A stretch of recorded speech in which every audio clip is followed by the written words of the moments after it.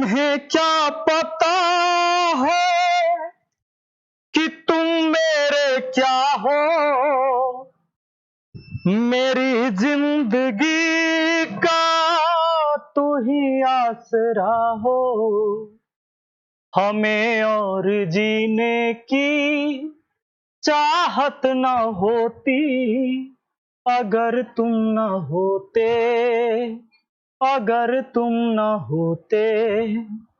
Hello दोस्तों, आप सभी का स्वागत है आपके अपने YouTube चैनल मैथ मस्ती पर। दोस्तों मैं हूं विपिन यादव और आज अपना जो है 50 दिन का फ्री क्लास जो रेलवे ग्रुप डी के लिए स्पेशल चल रहा है, इसमें हम आपको प्रीवियस ईयर क्वेश्चन पढ़ा रहे हैं। तो बने रहिएगा मैथ के सारे सवालों को देखने के लिए और उसका सॉल्यूशन की किस तरह के सवाल पूछे गए हैं और उसे हमें करना कैसे है। ठीक है, तो रेशियो एंड प्रोपोर्शन चल रहा था, पीछे आपने 2 वीडियो देख रखा है, आगे की वीडियो जो है हमारा आपके सामने। ठीक है, और ये क्वेश्चन आज के लिए सबसे पहला आज का जो सवाल है, सवाल क्या कहता है देखिए। और आज हम सिक्का वाला सवाल भी संबंधित लेकर आए हैं जो सिक्का से संबंधित है। पहला कि यदि P अनुपात 18 समानुपात 5:3 है तब P का मान क्या होगा। जब भी यहां देखिए अनुपात, इधर अनुपात और बीच में समानुपात का चिन्ह है, ये 4 डॉट समानुपात का चिन्ह होता है, तो क्या होता है बाहर बाहर वाला गुना हो जाता है, तब P गुना हो जाएगा कितना 3 और बराबर अंदर अंदर वाला गुना 18 गुना 5। समानुपात के केस में बाहर बाहर का गुना और अंदर अंदर का गुना हो जाता है। लीजिए 3 से काटते हैं इसको 6 बार में, तो P का मान हो जाता है 6×5 = 30। आपका आंसर ऑप्शन बी। ये बहुत आसान सवाल था, इसे कोई भी बना सकता था। ठीक है, आइए अगला सवाल देख लीजिए। सवाल क्या कहता है, नेक्स्ट क्वेश्चन कहता है 8 और 12 का तृतीयानुपाती क्या होगा। दोस्तों याद रखना, तृतीयानुपाती कहेगा तब B² बट्टा ए फॉर्मूला है। B² मतलब क्या, B कौन, B बाद वाला संख्या, जो बाद में है वो B है, तो 12 का स्क्वायर बट्टा ए मतलब कितना 8। 12 के स्क्वायर होता है 144, 8 से काटेंगे 8 एकम 8 बचा 6, 8 8 64, यानी 18 8 44 से होता है 18। आपका आंसर हुआ ऑप्शन सी। तृतीयानुपाती कहेगा तब B² बट्टा ए, मध्यानुपाती कहेगा तब √A/B। √A/B ए का मतलब पहला संख्या, B का मतलब दूसरा संख्या। नेक्स्ट क्वेश्चन कहता है दोस्तों 3.6, 6.9 तथा 11.4 का चतुर्थानुपात ज्ञात कीजिए लगभग में, फोर्थ प्रपोर्शन है ना। तो ध्यान दीजिएगा,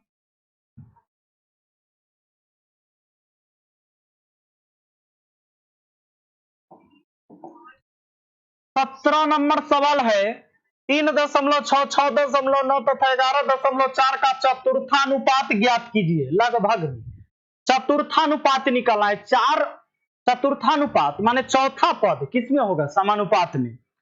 जैसे देखिए ये 3.6 है, 6.9 है, 11.4 है और चतुर्थ वाला पद का है, यानी चौथा हमने x मान लिया है।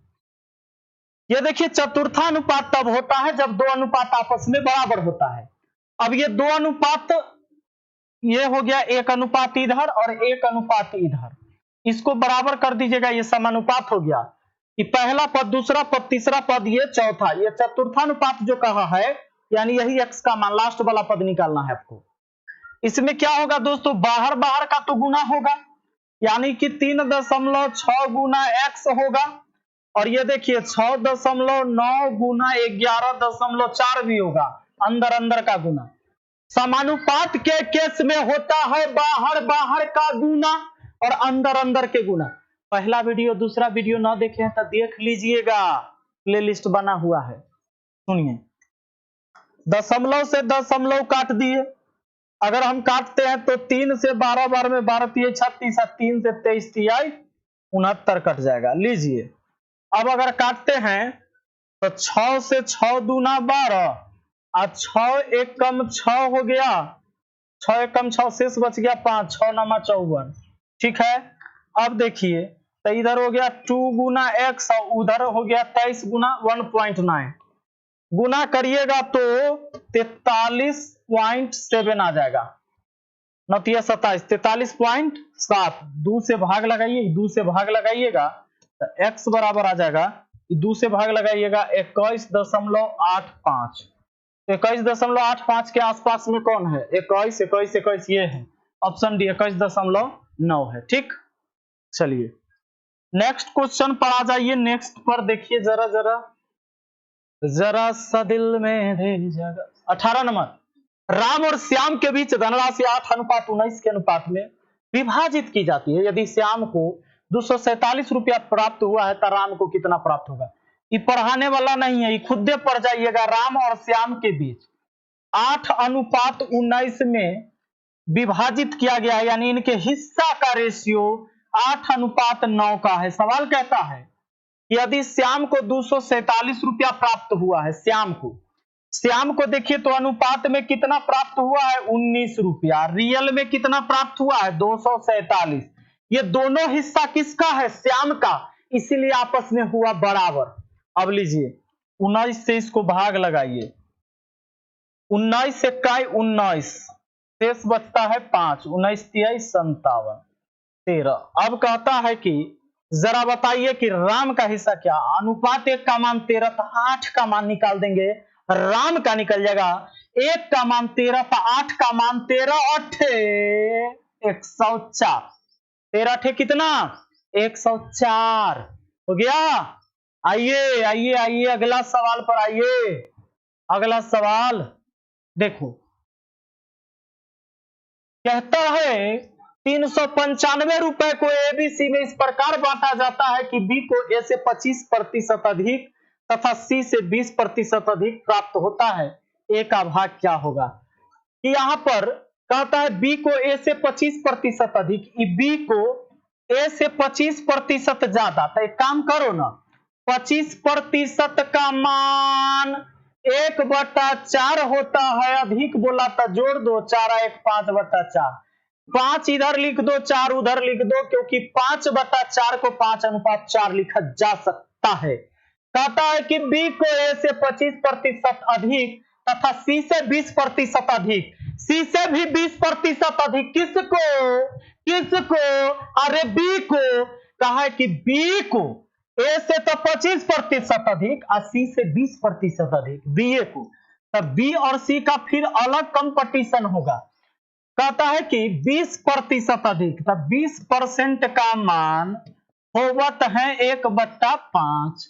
अगर जोड़ दियोगे तो 5 1 6/5, यानी 6:5 हो जाएगा। अब देखिए इस ग्रुप में भी बी, इस ग्रुप में भी बी का मान 5, यहाँ 6 गड़बड़ है, बैलेंस कर लो। तो उधर वाला 6 उठा के इधर गुना, 6 चौके 24, 6 पचे 30, सब बात बता रखे हैं गुना कैसे करना है। कि 5 उठा के बी के इस मान से इधर गुना, तो 5 25, 5 6 30। क्या ए बी सी? अब देख लो, बी का हर जगह 30 हो गया, बी का हर जगह 30 है। ए का तो भैया 24 है, 80 का तो 25 है। सवाल कहता है ए का भाग बताइए 395 रुपया में से। पहले सबको जोड़िए तो 20 20 40 40 30 70, 5 75 75 4 हो गया 89, 75 4 79, ठीक है 79 अनुपात में।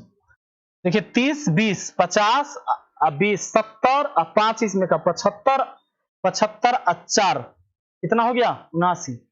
अनुपात में टोटल 79, रियल में है 395। 5 बार में लग जाएगा क्या? 9 पचे 45, 7 पचे 35, 4 39, ठीक है। अनुपात 1 का मान आ जाएगा 5, 79 का मान 395। क्यों? तीनों का कुल योग है 79 और रियल में तीनों का कुल योग है 395, तो योग होगा योग के बराबर। तो हो गया 79 का वैल्यू 395, तो 1 का मान हुआ 5, क्योंकि 79 से काट दिए हम 395 को। कहता है 1 का भाग बताओ ना, बताते हैं। 1 का मान 5, तो 24 का मान 24 पचे 120, और का 120, ऑप्शन डी, ऑप्शन डी, ठीक है। चलिए अगला सवाल में आइए। सवाल कहता है 4 पद समानुपात में है, पहला दूसरा और चौथा पद क्रमशः 4, 22, 33 है, तीसरा पद ज्ञात करें।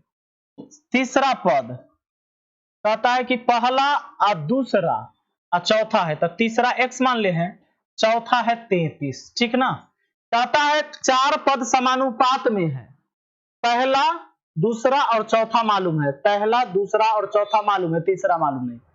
इस समानुपात तो तब ना होगा जब दो अनुपात आपस में बराबर होगा। तो देखिए इधर भी अनुपात इधर भी अनुपात आपस में बराबर, ये बराबर के जगह समानुपात का भी चिन्ह दे सकते थे, कोनो प्रॉब्लम नहीं है। सुनिए कि बाहर बाहर का गुना, समानुपात में बाहर बाहर का गुना, अंदर अंदर का गुना। आइए अब देखिए जरा प्यार से, 11 तिहाई 33 से 11 दूना 22, 2 दूना 4, 3 दूना 6, x का मान आ गया भैया 6, x का मान 6 हो गया। अगला सवाल पर आजा मुन्ना, अगला अब देखो, इस बार देखो ये सवाल कहता है मध्य अनुपात और तृतीय अनुपात के सूत्र का उपयोग करके 8 और 20 के बीच तृतीय अनुपात तथा 4 और 9 के बीच मध्य अनुपात ज्ञात कीजिए। 4 और 9 के बीच मध्य अनुपात रूट अंडर ए बी, 8 और 20 के बीच तृतीय अनुपात, रुक जाना, सुनो सुनो सुनो एक सेकेंड। अगर आपसे तृतीय अनुपात कहे तो अभी बताया था फॉर्मूला बी स्क्वायर बट्टा, या भूल गए तो हम क्या करें।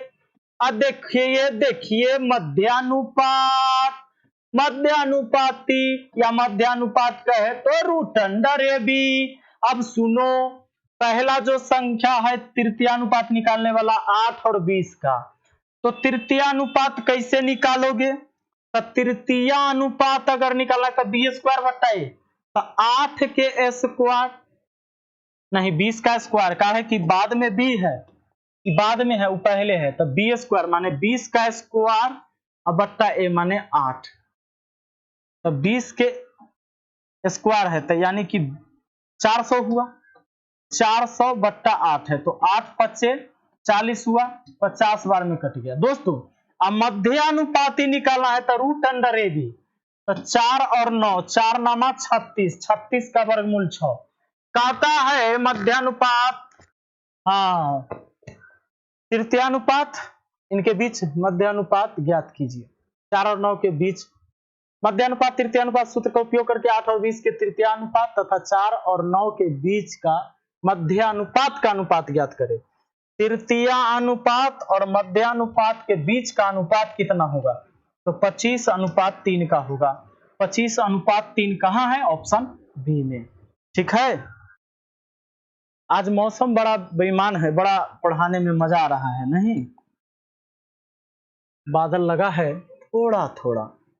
चलिए 12, 18, 20 के चतुर्थानुपात पता लगाइए। लो ये कौन नहीं पता लगा देगा, 12, 18, 20 चतुर्थानुपात आप यहां मान लीजिएगा x, इसको कर दीजिएगा बराबर, 2 अनुपात आपस में बराबर। अब क्या करिएगा, बाहर बाहर का गुना कर लीजिएगा, 12 गुना x, अंदर अंदर का गुना, 18 गुना 20, 6 दूना 12, 6 18, 2 दहाई 20, x बराबर 10 तिहाई 30, ऑप्शन ए है ना।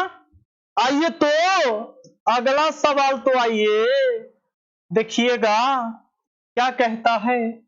कहता है सवाल बड़ा अच्छा लग रहा है, लंबा चौड़ा है। एक थैले में कुल 56 रुपए है जो 1 रुपए 50 पैसे तथा 25 पैसे के सिक्कों के रूप में है। अच्छा 1 रुपया 50 पैसा और 25 पैसा वाला सिक्का के रूप में है कुल 56 गो रुपया। अब कहता 50 पैसे वाले सिक्कों की संख्या 25 पैसे वाले सिक्कों की संख्या से दुगुनी है तथा 1 रुपए वाले सिक्कों की संख्या से 4 गुनी है। उस थैले में 50 पैसे वाले सिक्कों की संख्या क्या है, सुनो सुनो। कहता है कि 1 रुपया और 50 पैसा अब 25 पैसा का खेल है इस सवाल में, इस सवाल में इसी का खेल है। टोटल तक कुल मिलाकर 56 रुपया है। अब कहता है 50 पैसा वाला सिक्का की संख्या 25 पैसा वाला के 25 पैसा वाला के सिक्का की संख्या दुगनी और 1 रुपया वाला के सिक्का की संख्या के चरगुनी है। एक की संख्या का 4 गुना है 50 पैसा वाला का, और 50 पैसा वाला का संख्या 25 पैसा वाला से दुगना है। ऐसे ना लिख दीजिएगा। देखिए तो हो गया क्या, 50 पैसे वाले सिक्कों की संख्या 25 पैसे वाले सिक्कों की संख्या से दुगनी, 25 पैसा वाला से दुगना, और कहता है तथा 1 रुपया वाला सिक्का की संख्या से 4 गुनी है। 1 रुपया वाला सिक्का की संख्या से 4 गुनी है, मतलब ई हो गया सिक्का के संख्या। रे भाई वाह, इस सिक्का के संख्या हो गया, सिक्का के संख्या हो गया कि अगर उस थैले में अगर संख्या में 1 रुपया वाला का एक टकिया सिक्का एगो होगा ना, तब 50 पैसा वाला 4 गो सिक्का झनझनाई तो होगा उस थैला में। अब 25 पैसा वाला 2 गो सिक्का होगा बेचारा, छोटका के कौन पूछता है। कहता है सवाल कि वो बात बताइए ना कि 50 पैसा वाला सिक्का की संख्या क्या है। पहली बात, सिक्का की संख्या तो हम करेंगे, लेकिन सबसे पहले यहां पर देखो कि रियल में कुल मूल्य दिल है 56 रुपया। इस बार कुल सिक्का ना है 56 गो। हाँ, अगर सिक्का की संख्या 56 गो रहता तो इसे जोड़कर उसको भाग दे देते, अनुपात 1 का मान निकल जाता, जितना का निकालना होता हम निकाल लेते। लेकिन ऐसे सवाल ना है, सवाल में इन्हें कहा है, सवाल में यहाँ 56 रुपया टोटल मूल्य दिया है, तो इसका भी मूल्य निकालिए भैया। मूल्य कितना होगा इसका, आप बताइए। एक सिक्का का मान कितना होता है, 1 रुपया वाला के एक सिक्का का मान 1 रुपया होता है। उसी तरह आप बताइए 50 पैसा वाला के एक सिक्का का मान कितना होता है, तो कहिएगा सर 1/2 रुपया होता है ना। और 25 पैसा वाला के एक सिक्का का मान कितना होता है, तो 1/4 रुपया होता है। एक एक सिक्का का मान है। इस सब मैंने क्या लिखा, एक सिक्का का मान। रुक जाना, हड़बड़ाना नहीं, इसीलिए गड़बड़ होता है। एक सिक्का का मान। तब कुल मूल्य देखिए अब कैसे निकलेगा। कुल मूल्य पहले वाला में सब में संख्या में है x हटा लीजिए। अब देखिए 1 रुपया वाला एक सिक्का का मान 1 रुपया होता है, और 1 गो इसका संख्या है, तब मूल्य भी 1 रुपया ही होगा, इतना ही मूल्य होगा जितना संख्या है। अब 1 रुपया वाला 10 सिक्का देंगे तो 10 रुपया मूल्य नहीं होगा। 1 रुपया वाला एक सिक्का है तो 1 रुपया ना मूल्य होगा। 4 गो सिक्का है, जबकि एक सिक्का का मान 50 पैसा होता है, 1/2 रुपया नहीं। 50 पैसा वाला यहाँ संख्या 4 गो है और एक सिक्का का मान 1/2 होता है, तो 4 सिक्का का कितना हो जाएगा, तो 1/2 से गुना कर लेंगे हम इस 4 में। और देखो अगला, एक सिक्का का मान तो होता है 1/4, और आपको पता है 1/4 होता है, लेकिन इसकी संख्या जो है 2x है, तो 2x से गुना कर लेंगे। तो 25 पैसा वाला का कुल मूल्य इतना हो गया, 50 पैसा वाला का कुल मूल्य इतना, 1 रुपया वाला का कुल मूल्य इतना। सबको जोड़ दो। अब जोड़ दोगे 2 से 4 को 2 बार में काट सकते हो। अब टोटल मूल्य दिया हुआ है 56 रुपया। अच्छा, 2 से 4 को 2 बार में काट सकते हो नीचे। ये 2x हुआ, 4 तक कट गया 2 से, तो 2x आ 1x, 3x आधा x, तो 3.5x। 3.5x को हम 7x/2 कह सकते हैं, बराबर 56। 7 8 56, x का मान 8 दूना 16, x का मान 16 हो गया। 50 पैसा के सिक्का की संख्या पूछा है, तो 50 चौके कितना हो जाएगा, 200। 4x है, x का मान 16, 4x का मान, तो सॉरी 16 चौके ना, 50 थोड़े आया है। x का मान 16, तो 16 चौका कितना, 64। 64 वो हो जाएगा, और ऑप्शन डी आपका आंसर हो जाएगा। तो अगर कुल मूल्य दिया हुआ है तो कुल मूल्य निकाल लीजिए। ठीक, आइए अब चाहते तो इस सवाल को हम थोड़ा और आसानी से बना सकते थे, झटाक से। सिक्का के एक सिक्का का मूल्य जो है मने मन याद रहना चाहिए, याद होगा ही आपको। देखिए नेक्स्ट क्वेश्चन आपका कहता है रमेश के पास 50 पैसे, 1 रुपये और 5 रुपए के सिक्के क्रम से 2 3 5 के अनुपात में है। उसके पास कुल रकम 116 है, उसके पास 50 पैसे के कितने सिक्के हैं। देखो इस बार कहता है कि रमेश के पास 50 पैसा, 1 रुपया और 5 रुपया के सिक्के क्रमशः 2, 3, 5 में, इसकी संख्या है 2, 3, 5 में, इसकी संख्या दे दिया है 2, 3, 5 में। कहता है उसके पास कुल 116 रुपया है, कुल 116 रुपया, उसके पास 50 पैसे के कितने सिक्के हैं? कुल 116 रुपया है तो 50 पैसे के कितने सिक्के हैं? ये तो कुल मूल्य दिया है तो इसका भी मूल्य निकालेंगे। संख्या में हम कर लेंगे गुना। आपको पता है कि मूल्य निकालना है तो क्या करना होगा, देखो अब थोड़ा आसान हो गया। 50 पैसा के 2 गो सिक्का है तो 1 रुपया मूल्य हुआ, इसको हम 1x कह लेंगे प्लस। अब बताओ 1 रुपया वाला 3 गो सिक्का है, संख्या 3 गो है तो 3 रुपया मूल्य हुआ। अब 5 रुपया वाला 5 गो सिक्का है तो 5 25 इसका मूल्य हो गया, इतना मूल्य हो गया। और जबकि कुल मूल्य है 116, 25 और 3 28 और 1 29, ये हो गया आपका 29x बराबर 116। 29 से काटेंगे तो 4 बार में 4 9 36, 4 दूना 3 11, x का मान आ गया कितना भैया 4। x का मान 4, उसके पास 50 पैसे के कितने सिक्के हैं? x का मान 4, तो 4 दूना 8, 8 गो सिक्का है उसके पास 50 पैसा वाला। है कोनो दिक्कत? आ रहा है ना आसानी से समझ में? आइए अगला देखिए।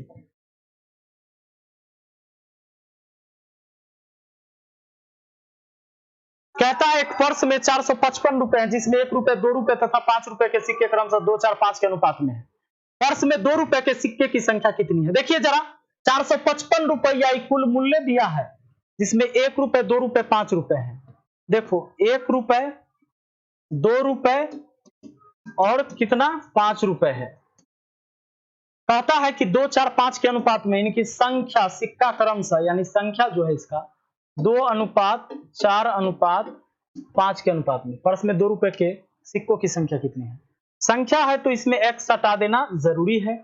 अब बताओ 1 रुपया वाला 2 गो सिक्का है तो 2x मूल्य होगा इसका, इसका मूल्य देख लो 2x मूल्य हो जाएगा। 1 रुपया वाला जय सिक्का उतना मूल्य प्लस 2 रुपया वाला 4 सिक्का है तो 4 दूना 8 रुपया मूल्य हो गया।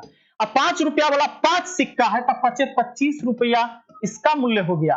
अब बताइए टोटल मूल्य दिया हुआ है कितना 455, टोटल मूल्य 455, सब का मूल्य टोटल 455। 25 8 देखो 8 10 सॉरी 8 2 10 और 25 कितना 35, तो 35x बराबर हो गया 455। क्या 9 बार में लग जाएगा?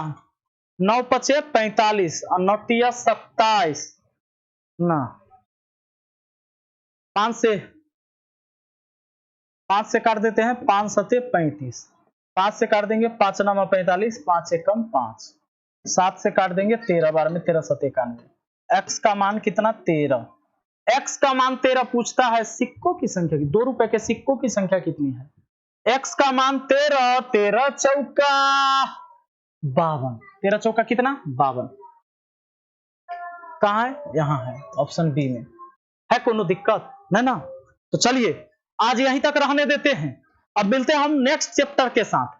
और रेलवे में इसी तरह के सवाल पूछे जाते हैं और हम वही चीज आपको पढ़ा रहे हैं जो सवाल पूछे गए हैं, तो फालतू की चीजें ना पढ़िएगा।